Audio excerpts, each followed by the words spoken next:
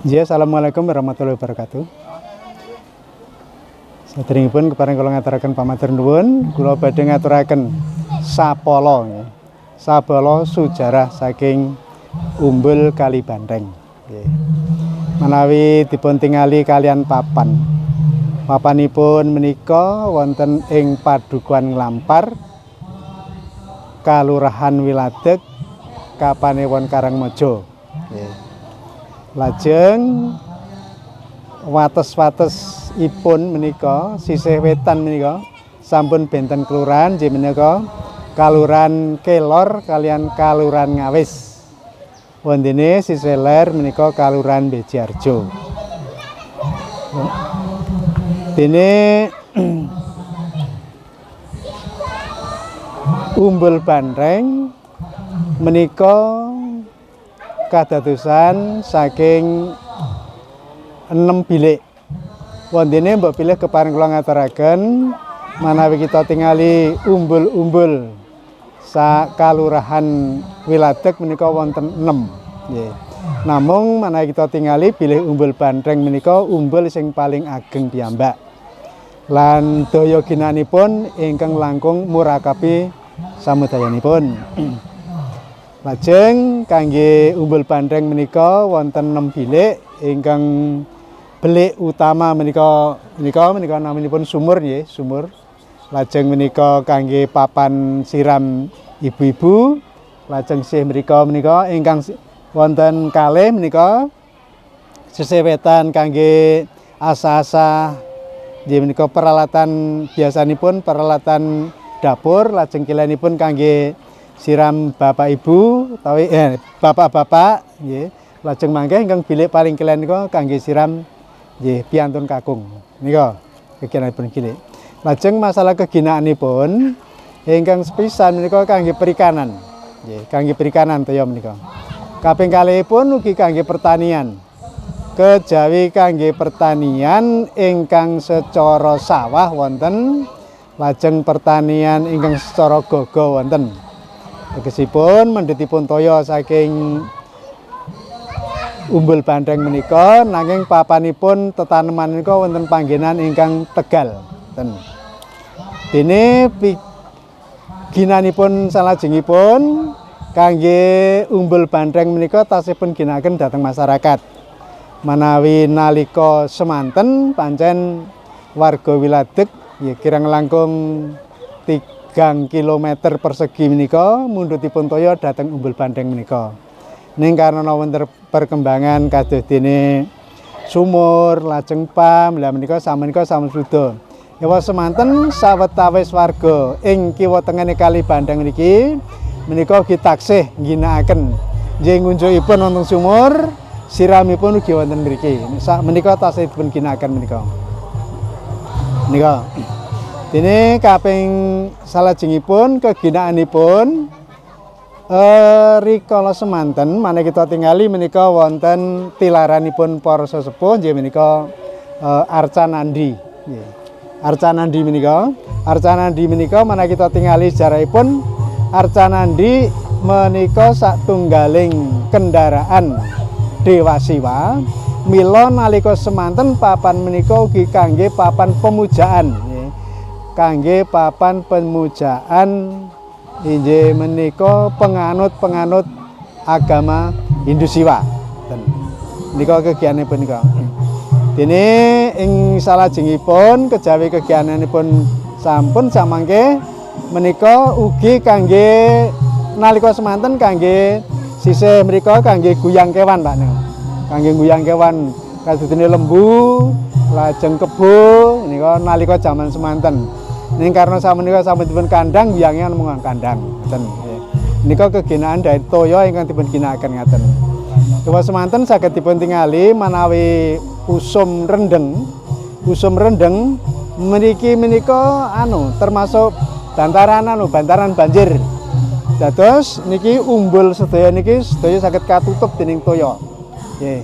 Mila upami mangke menika dipun ginakaken kangge perikanan sapetiripun kirang aman. Malah kepara tanem-taneman ingkang wonten ing bantaran Kali Bantheng niku menawi wanci banjir menika sedaya sami ical atau rusak nika.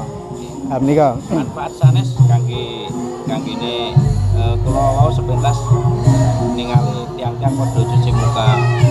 Mereka apa yang dipercaya dari air dari kucing? Oh ya, air. Menika sawetawis wonten ingkang keyakinan terutama menika para warga mliginipun ingkang nalika semanten beli toya ingkang kangge menapa padusan putri menika nggih wonten daya khasiatipun. Sepisan menika manawi kersa raup utawi kersa siram menika ngendikanipun para sesepuh awet nom. Kaping kalihipun upaminipun samangke rekoso golek jodoh enggal unggal ulah jodoh. Ten menika. Lah menika manawi daya guna ewa semanten ngaten sanadyan mekaten ateges menika mbok bilih samangke kantun raosipun badhe mriki menawa badhe siram menapa nggadahi krentek ingkang kados ngaten menika. Nggih, dalam arti tidak setiap kita mandi mesti terus do awet nom nyatanipun nika ingkang sampun 89 tasih umuripun menika. Lah wong ijik njaluk awet nom kan mboten ya. Dalam arti nanti niatnya tuh. Wah, aku kepengin men saya ayu, men saya bagus. Niku namung satunggaling keyakinan kemawon. Bagian masyarakat percaya mandi di sini mendekatkan jodoh ya. Nggih, masyarakat kan ada beberapa Pak. Nggih, pada napa nggih, kelompok sing tuwa-tuwa saya kan percaya ning canaon saniku mboten. Ngaten ya Mas manten menika karena itu merupakan apa nggih? Mitos itu kelihatannya juga masih dalam kepercayaan masyarakat itu ada yang iya dan ada yang tidak. Kalau masyarakat luar atau dari luar kota yang punya tujuan untuk mandi di sini, apakah harus menemui juru kunci atau bisa langsung Pak? Harus bagaimana? Menemui juru kunci atau langsung? Oh iya, betul. Itu memang biasanya begitu. Yang kemarin itu malah dari Jogja, ya juga tetap sowan dulu mbak juru kunci. Nembe siram, nembe ngaten menika. Ada pengunjung juga yang wonten nggih. Kathah nih kata. Kathah. Nggih. Terus kaitannya kalian kegiatan menika Pak, monggo di Oh, nggih menika kan sampeyan kegiatan menika bersih umbul banteng. Lah ngaten menawi caritanipun umbul banteng menika bersih kali umbul banteng menika saking simbah ingkang babat wana langkung rumiyin menika Mbah Gembong Kertayuda asmanipun. Miturut mitos utawi legenda utawi cerita rakyat ingkang dipun beberaken dening sepisan menika Ki Lurah Mangun Pawira, Ki Lurah Mangunharja kalian sesepuh Mangun Pawira kalian Mbah Kartojemika menika ngaturaken menawi Ki Lurah Mangun Pawira menika kirang langkung tahun 1930-an. Kalau Ki Lurah Mangunharja nu kurang lebih tahun 1940-an. Tapi kalau Ki Mangun Kijo Mbah Kijo Kartojemika itu dia menjadi dukuh itu Purna tahun 1960. Itu menceritakan begini bahwa Mbah Kertayuda itu datang ke sini yang pertama kan merupakan kebutuhan vital adalah air, maka mencari air dan mendapatkan di sini. Nah dari sinilah Mbah Kertayuda membabat alas ini. Nah, di sini dulu penuh dengan pohon-pohon namanya pohon elo ya. Nah kemudian karena di sini bantaran banjir, maka Mbah Kertayuda itu perginya ke sana ke sebelah barat ya. Kurang lebih 500 meter dari sini karena agak tinggi, maka dia mendirikan rumah di sana. Nah terus langsung babat alas ini dan dibuat tanah pertanian, lahan pertanian kan. Ya karena sudah artinya itu tanah pertanian itu biasanya menggunakan air ya. Padahal di sini ada dua musim yang sana yaitu musim kemarau dan musim penghujan. Kalau musim kemarau di sebelah sana itu semuanya kering ya. Air pun juga surut. Lebih-lebih kalau Mbah Kertayuda dulu kalau mangsa ketiga dan mangsa kapat atau mangsa keempat itu benar-benar air itu umbul-umbul itu banyak yang kering, banyak yang mati. Tapi kalau umbul bandeng tetap ya. Tetapi debitnya air berkurang ya. Lah untuk mencukupi kebutuhan air keluarga Mbah Gembong pada waktu dulu. Lah maka daripada itu bareng-bareng mata air, saluran air, lah ini dibersihkan. Ya, dibersihkan agar apa? Airnya itu bisa stabil. Jadi kebutuhan keluarga itu tidak akan tidak terganggu. Jadi dibersihkan begitu ya. Lah karena tradisi itu yang sampai sekarang. ya, sekarang setelah itu karena Mbah Gembong Kertoyo itu ya kalau kita bilang memang seorang sesepuh yang punya punya kewibawaan dan sebagainya, akan bersih pun juga dia pakai waktu, juga pakai hari. Hari yang dipakai Mbah Gembong Kertoyo itu harinya tetap Jumat Legi, ya, mongsone mongso ketiga utawa mongso kapat. Nah, itu dilaksanakan bersih kali di sini. Nah, tuh. Itulah ceritanya yang pertama yang membuat bersih kali Mbah Bandeng ini, Mbah Gembong ini. Lah itu setelah itu kemudian dalam kegiatan bersih kali itu tidak hanya Mbah Gembong sendiri, tapi keluarga banyak yang bantu. Dan juga di luar daripada keluarganya Mbah Gembong juga ikut bersih-bersih. Nah, dengan apa yang saya katakan tadi masalah waktu sudah, kemudian apa yang dipersiapkan apa? Nah, setelah selesai bersih kali kemudian terus diadakan kenduri ya. Nah, kenduri itu wujudnya adalah ambeng. Ambeng itu terdiri dari ingkung, uduk dan ketupat luar atau kopat lemuar kalau di sini tuh ya. Nah, itu setelah kerja bakti bareng-bareng rampung kemudian itu yang dipakai sebagai kenduri makanan itu ya. Itulah awal daripada ini ya. Nah, sekarang mungkin lambang daripada ketiga jenis makanan itulah yang dipakai sebagai doa untuk Mbah Gembong. Pertama, uduk. Uduk adalah kalau orang Jawa menyatakan adalah sekol suci. Artinya punya dasar niat yang suci. Kemudian ingkung adalah ulam sari. Dalam arti dalam bekerja itu harus dengan ikhlas, dalam berusaha itu dengan ikhlas, dalam doa itu dengan harus ikhlas dan sebagainya. Karena keikhlasan, karena pengorbanan itu kan harus ikhlas ya. Kemudian kupat luar atau lemuar itu nanti luar dari arti biar tidak terganggu ya. Ya, pertama luar tidak kekurangan air, yang kedua luar tidak kena godha rencana. Ya, dari roh-roh jahat itu. Itulah yang sebagai doa itu. Jadi artinya ambeng tadi adalah dengan niat yang suci ya, dan dengan bekerja dengan ikhlas bareng-bareng ngersihi biar air tetap stabil, luar daripada kekeringan dan segala roh-roh jahat yang ada di sini biar tidak mengganggu. Itu ceritanya bersih kali Bandeng. Ya, kemudian apa perbedaan tradisi bersih kali Bandeng zaman dulu dengan sekarang ini, Pak? Oh ya, kalau bersih kali zaman dulu dengan sekarang kami ambil dari umur saya dulu. Karena saya tahun 1956 sudah mulai ikut bersih kali di sini. Ya. 1956 ikut. Kalau masalah Kalau masalah kenduri sama, ya, atau masalah ambeng itu sama. Terus prosesnya kalau dulu kerja bakti dulu, setelah selesai baru kenduri. Itu. Kalau sekarang kerja bakti, terutama perbedaannya, kerja bakti sudah diawali seminggu sebelumnya. Ya, seminggu sebelumnya. Jadi nanti kalau sudah waktunya Jumat Legi, ya.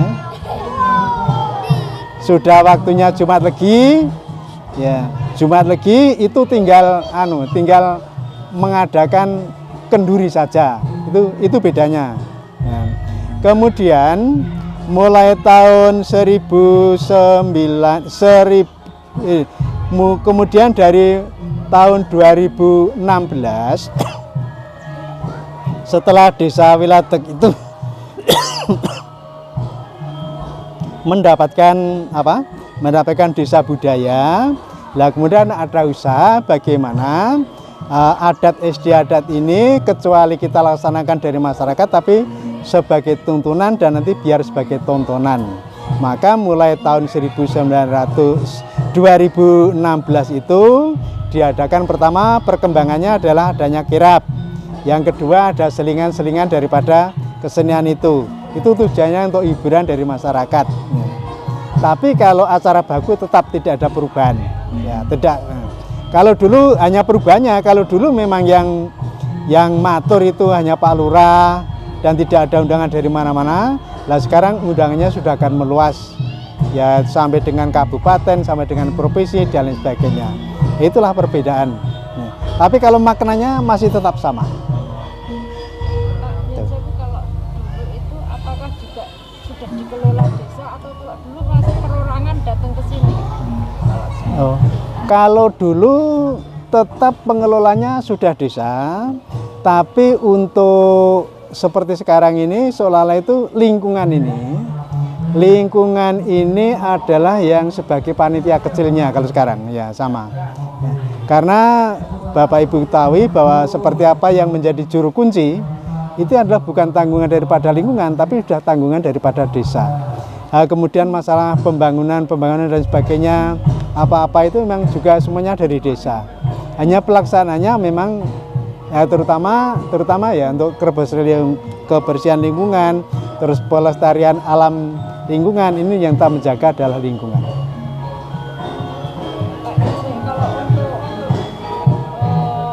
upacara ini mestinya ada tadi tuntunan ya, yang untuk generasi muda lah.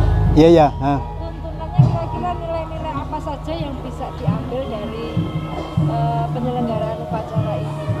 Untuk generasi muda khususnya ya. Oh iya, terima kasih. Untuk generasi muda terutama kegiatan Bu ya. Ya kalau kita ukur dari lingkungan di sini, memang sekarang yang menangani masalah kebersihan, masalah pelaksanaan ini semuanya pemuda. Ya, jadi kita yang tua itu tinggal bagaimana kehendaknya pemuda, bagaimana pengelolaan itu semuanya daripada pemuda. Ya. Mungkin keterlibatnya itu. Ya. Dan kalau semenjak saya dulu masih kecil memang pada waktu masih dawe simbah ya toh. Tapi sekarang sudah beralih itu Bu. Ya. Sehingga kemudian kalau kita lihat bahwa perkembangan daripada generasi muda muncul seperti kesenian ini adalah dari ide daripada pemuda. Itu. Ada nilai kegotong royongan, keguyuban masih terjadi. Oh iya, ya. Kalau di sini kalau istilahnya gotong royong ya itu kecuali melibatkan lingkungan dari pemerintah desa tetap juga ikut ambil bagian dalam itu.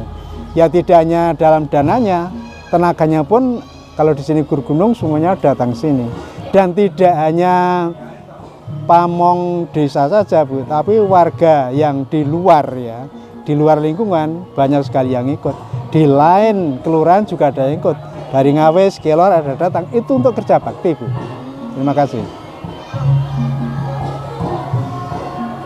Menjaga lingkungan itu juga mungkin bisa dengan upacara ini lingkungan Kalimantan untuk ini terjaga nih. Oh iya tata. Ya. Kalau Ibu ketahui misalnya ini seperti tata dan lingkungan sampai dengan penulisan nama-nama, terus masalah ada pelestarian alam yang ini yang kan di apa? Ini adalah hasil daripada para muda untuk melestarikan lingkungan. Itu buktinya. Nah. Tuh. Kembali ke ini tadi, air ini selain untuk kecantikan awak muda, untuk jodoh, untuk kesehatan, apakah juga bisa ataupun dengan kaitannya dengan pertanian, ternak gitu? Iya. Kepercayaan seperti itu. Nah ini kan ayam. Kalau pada waktu dulu masalah kalau kaitan dengan peternak pada waktu dulu kan semua ya di situ ada tempat Bu, tempat mandi hewan di situ ada. Mandi hewan itu tempat mandi hewan. Tapi setelah setelah ada perkembangan bahwa ya terutama seolah-olah itu para petani anak-anak terutama sudah tidak fokus pada peternakan dan pertanian, alih fungsi terus pergi merantau dan sebagainya. Nah itu akhirnya ya ada perubahan. Biasanya lembu dibawa ke sini, nah sekarang sudah tidak. Gitu. Mungkin itu karena perkembangan saja. Dan yang biasanya ke kali di sini untuk memandikan hewan, sekarang orang-orangnya sudah tua-tua, sudah tidak mampu lagi membawa hewan itu. Harapan ke depan Pak, Ya. seperti apa? Harapan ke depan terkait dengan pelestarian khususnya kali upacara adat Kali Banteng. Seperti apa harapan Bapak selaku yang sudah dituakan di sini, mungkin harapan ke depannya seperti apa? Oh harapannya ya, harapannya untuk Kali Banteng pertama itu ada peningkatan pemanfaatan terutama air ya, nanti bisa jangkauannya akan lebih tinggi, lebih luas lagi kan. Biasanya hanya bantaran air ya, bagaimana airnya nanti bisa dimanfaatkan untuk itu kan. Untuk apa Pak? Hah? Untuk apa? Untuk kan tadinya hanya air pada sawah, nah sekarang nanti dinaikkan untuk untuk tanaman palawija. Jadi lahan yang kering itu toh, ya kan bisa diairi, bisa ditanami jagung, bisa ditanami sayur-sayuran dan sebagainya itu. Selama ini belum.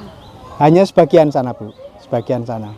Ya, kelihatannya sudah menjadi program daripada kelompok itu bagi masyarakat.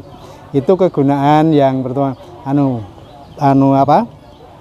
kedepannya. Yang kedua kalinya, memang Umbul Bandeng ini akan diangkat sebagai tempat wisata. Ya, tempat wisata. Bagaimana penggunaan air bisa dimanfaatkan atau itu untuk permainan anak dan sebagainya. Ya, tempat wisata itu. Terus bagaimana lingkungan ya. Tapi kalau tetap kita jaga keasliannya, jangan sampai ada perubahan. Tidak, ini sudah merupakan kesepakatan lingkungan. Jadi misalnya ada orang datang ke sini, tetap dia itu diberi arahan-arahan itu untuk melestarikan ini. Nah, maka daripada itu nanti pengembangannya itu ke kanan dan ke kiri, yaitu nanti untuk tempat-tempat wisata itu. Entah itu wisata edukatif, entah itu ya wisata penelitian dan sebagainya. Nanti kelihatannya job daripada para pemuda itu sudah begitu. Oke. Harapan untuk pemerintah itu apa Pak? Pemerintah? Harapan untuk pemerintah. Panjenengan berharap dari pemerintah itu seperti apa ya? Oh, saya kira ada kaitannya Bu untuk terutama untuk wisata Bu. Kan sekarang sudah masuk dalam karena mendapatkan dana keistimewaan itu toh. Nah, sekarang kan sudah masuk dalam perencanaan desa itu RPAD itu ya.